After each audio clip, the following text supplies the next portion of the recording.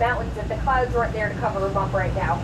And this would be the Alaska Range, and Mount McKinley is the tallest peak in the Alaska Range, and where it would be is just directly off the bow of the boat to the left of this clump of trees in front of us. We're about 80 miles away from the summit right now, and it stands at 20,320 feet tall. But it is a snow-covered mountain, and if it peeks out through the clouds, they'll still be white and blend in very well, but we'll be sure to stop and point that out, because it will be visible a couple times, or it would be visible a couple times along our trip if it comes out at all. And we did start out on the Talkeetna River. We made that big right-handed turn, entered the Susitna River, and now out to your left we have the mouth of the Chulitna River. And these were all named by the Athabascan Indians of this area, and the N-A at the end of each word translates into river. So Talkeetna means river of plenty, Susitna river of sand islands, and Chulitna river of tall trees and sticks. But these are all glacially fed waters, and that's what's giving us this really murky color. It's not because of flooding or high rains. As the glaciers melt, they grind up the rocks and minerals below, turn it into a very fine silt, and silt is about the 1/10 of the size of a grain of sand. It's very tiny and very fine.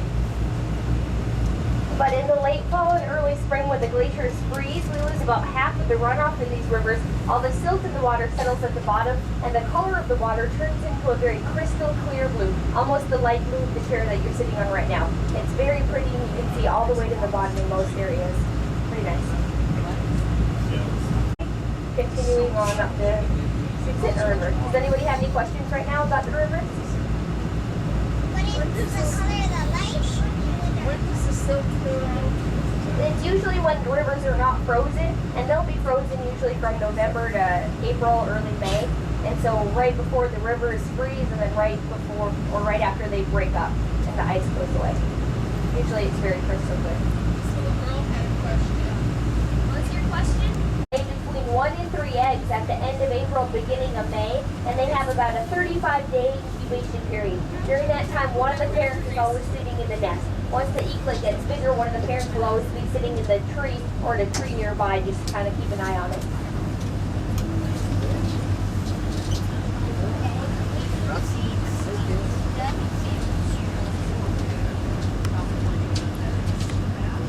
But in the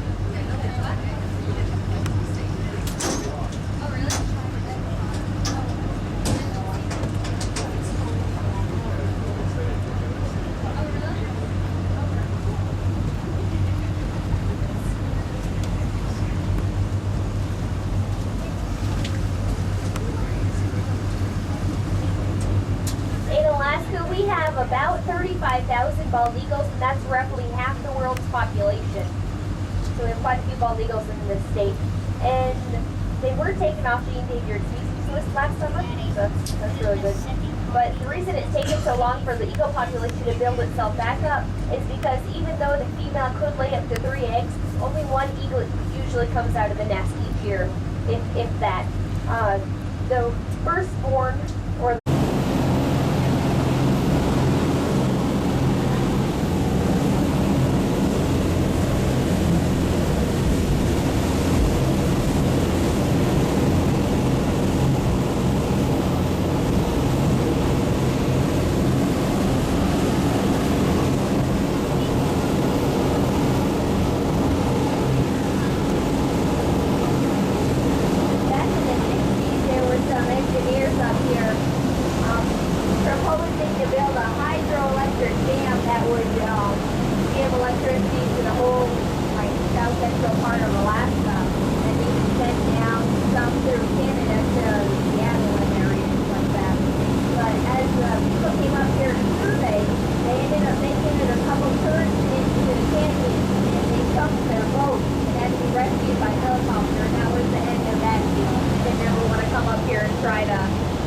build a dam again.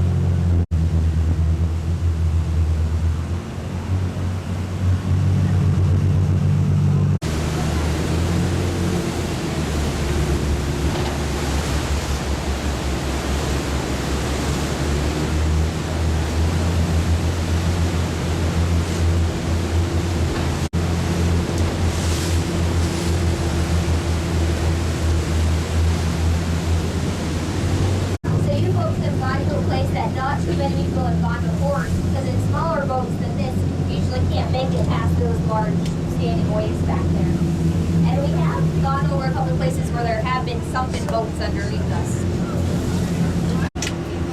And make sure your windows are closed. We'll drop your thing in here for now, okay?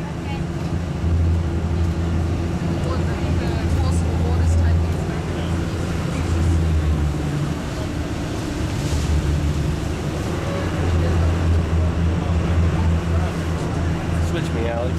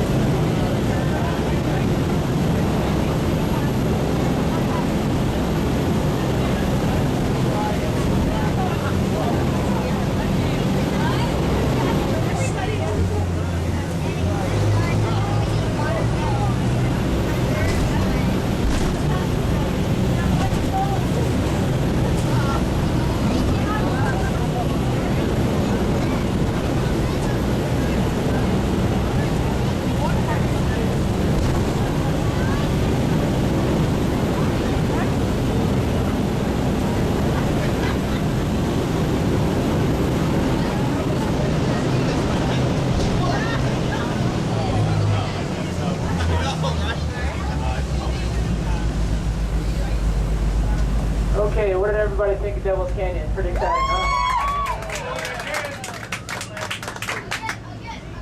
I'm gonna get the boat turned around and have Angela hold the boat in the middle of the canyon here while I use the restroom.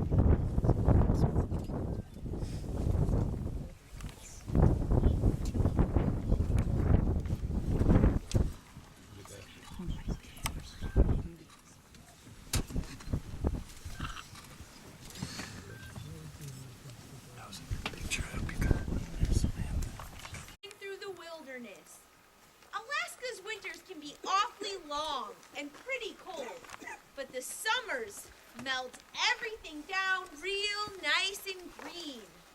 Why, I can remember when I was just a little thing, I could run up those mountains just as fast as those doll sheep. And I'd sneak up on those critters just like I was a gray wolf on the prowl. And you know what those doll sheep would do? They'd run me right back down that mountain. I was a real kick in the pants in those days. You see, I grew up in a cabin much like the one you see here. Cabins like these are constructed all over the park. The Alaska Road Commission built this cabin to use as a cook shack for the workers in the park road. Park rangers will also use this cabin as shelter during their winter patrols. The cabin I grew up in didn't have all the luxuries that this cabin has. My father, Joseph Carlson, built our family's cabin. Rocks begin and that light green vegetation starts. Samantha, don't bump me. Samantha, don't touch me. Go down just a little bit. The very tip top. See the very top? Go down and look at the white dots. Oh, yeah. Did you see them? The white dots. Do you see them? So some of you were asking before about the VTS system and the buses and private vehicles getting into the park. Well, if you don't have a specialized permit, you have to park right ahead here at this little turnaround area. But some private vehicles that go out on the park road belong to May I use the Park Service binoculars? employees, Yeah, that's true. wildlife biologists, wildlife photographers. Speak up, can't hear you. Hair at 9 o'clock.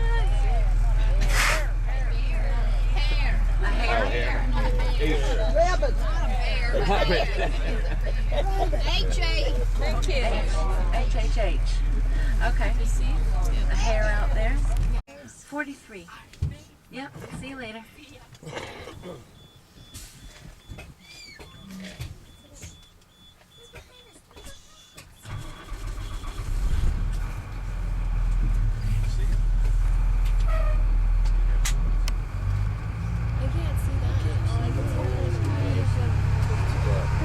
All right. So did you folks on the right get a chance to see the sheep up here? Yes. Let me pull up a little higher and I'll pause and you. And if you go to the left of that, there is one by himself. So let's talk about the doll sheep just for a second. I told you that they travel in bands, but I don't think I told you that they're very significant to the establishment of the park. It was 1906 that a man by the name of Charles Sheldon came up here, and he came up to study those doll sheep. He was a naturalist and a hunter. Did everyone get a good look at him? Habitat. It's crazy.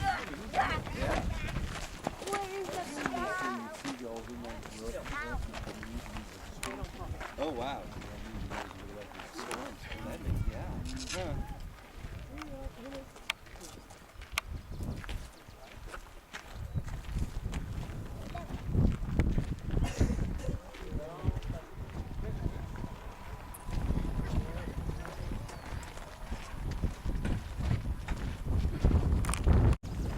Some places there's no guardrail.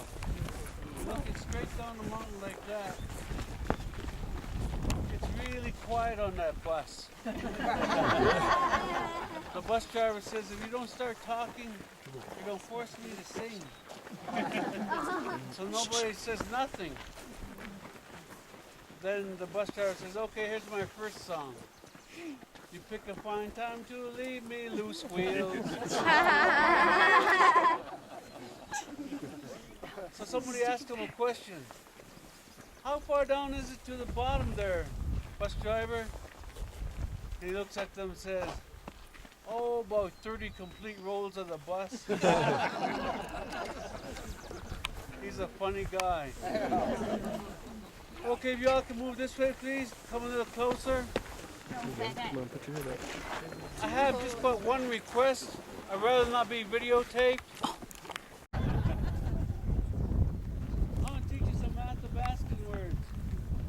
Say ganat. Ganat. Ganat in Athabascan means friend.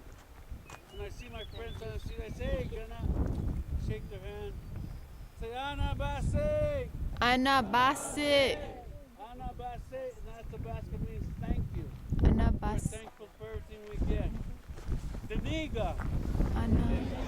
Daniga is a moose. But see,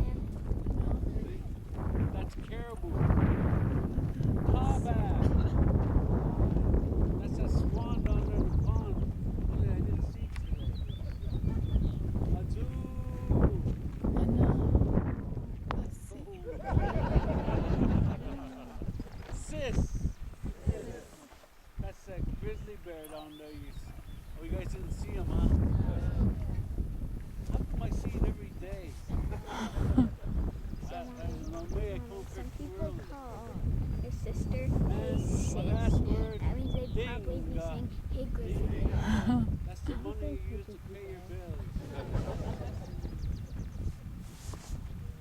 You have to tell him.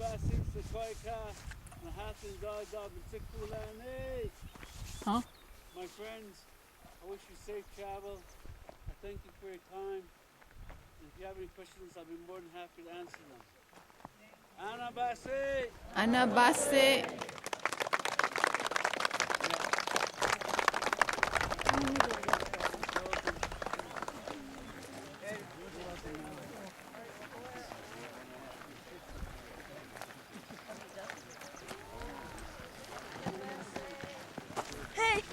Hi, where are you? I don't think you have anything to worry about.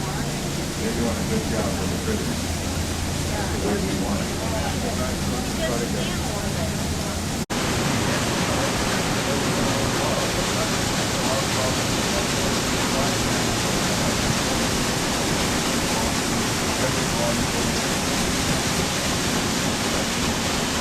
Next door for the frame home, 2x6 walls that look at those big windows.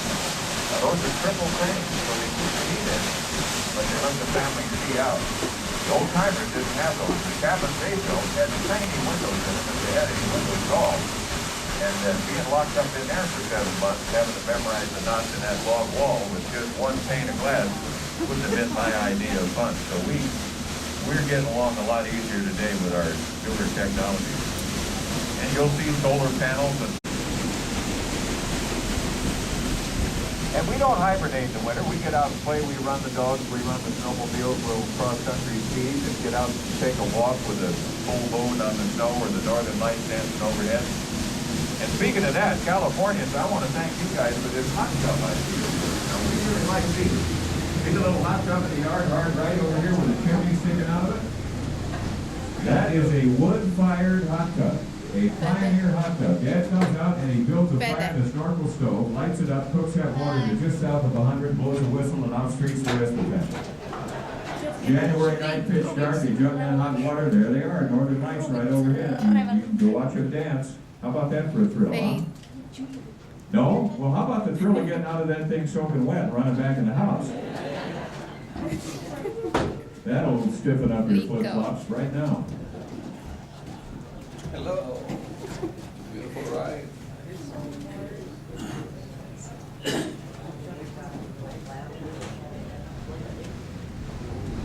Now, gold miners never stayed in one place very long. And so, as Fairbanks developed as a mining community, the miners began moving out further and further, looking for that bigger vein of gold, and they needed supplies. The rivers supplied them. Captain Jim Binkley and Captain George Black were the last to do that out of Fairbanks. From this area on the left, you'll see some old boats. This was a busy place because they took the freight off the camcorder. loaded it on the boat.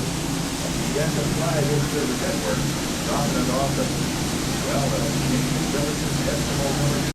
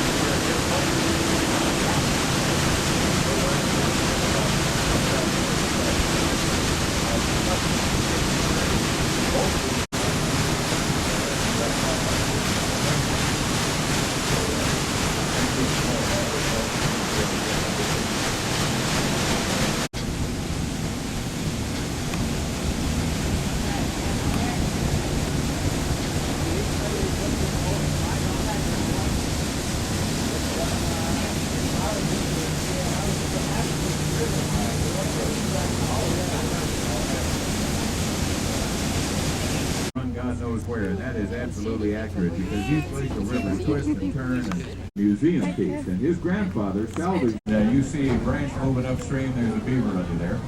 We may see some more. But all the little. So when their eyes open, they know us, and when their legs let them run around like this, they trust us enough to follow. And that's not only fun. It's also learning. I think the most important way to learn is to have a good time and overcome obstacles. And that's what we're doing right now. asking them to follow us, but we're placing challenges in front of them. And the challenges may be, as you saw, going down the embankment or going up the embankment in that case, see, or going onto the dock or following Molly down by the river. But first, what they do is they just make it over the log. And when they do that, we praise them on the other side. And they're learning something from all these things. We're learning that we'll never ask them to do or go anywhere that's too hard for them. And we'll always be there to help them when things get tough. Well, now these little guys, how old are they again? They were born May 1st, and so I was looking at the calendar. Well, you told me it's June 13th now, so I'd say 6 weeks, 6.5 weeks. Yeah, well, they're getting around really well. Of course, you continually expand their horizon then in the second phase of their training, don't you? And we sure do. You know, what we try and do is once they've mastered this whole area here, and you can see they're getting pretty confident with everything, the water and the rocks, and we take them out on walks in the woods, and on those walks, we also put those obstacles in front of them. And it could be trees to go around, embankments to go over, water to go through. And as they follow us out there, they continually learn their trust. But pretty soon they get a little bit faster, and so we take these older dogs with us. And the older dogs are really the dominant or more authoritative dogs that the younger dogs will look up to and respect. So when Huslia, this dog, takes off and runs ahead, the puppies will follow her. Well, she's not going to be as slow as we are. They go out through the weeds and far out of sight. But as soon as they get out of our sight, we turn and call them back. Or call her back. When she turns and runs, they follow her back. And they're learning two things from this experience. Tools to succeed before you ask them to do that complicated thing of putting it all together. And so at about 6 months of age, they're old enough, they're fast enough, they're strong enough, and the instinct to pull starts kicking in. And so with all those things coming together, you can actually have them pulling a sled, but if you didn't have the leader, they wouldn't have a clue where to go, and you wouldn't even make it out in the yard here. So you put that leader up in front, then the 4 to 6 puppies behind it, and it's so instinctive in the little guys to want to pull that as soon as you give that command, the leader takes off, the pups chase just like they did through the woods, and